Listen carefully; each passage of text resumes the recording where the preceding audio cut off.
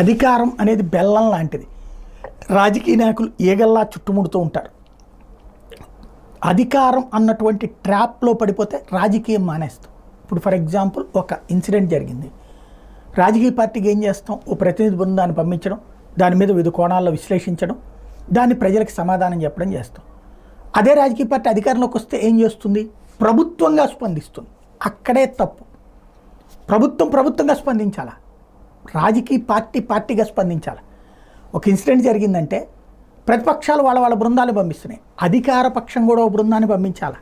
పంపించి అక్కడ ఏం జరిగింది అన్నటువంటి పార్టీ ద్వారా ఒక నివేదికను తయారు చేసి తప్పు ఎవరిదైతే ఆ తప్పు వీళ్ళదే అన్నటువంటి ప్రొజెక్ట్ చేస్తూ దాన్ని ప్రభుత్వం దృష్టికి ఏం తీసుకోవాలో చర్యల గురించి ప్రభుత్వానికి చెప్తే వాళ్ళు చర్యలు తీసుకుంటే ఓహో వీళ్ళు పార్టీగా ఉన్నారు అన్నటువంటిది ఉంటుంది. మనకి ప్రాంతీయ పార్టీలే కదా, ఇప్పుడు జాతీయ పార్టీ అని భారతీయ జనతా పార్టీ కూడా క్రమంగా రాజకీయం చేయడం మానేసింది.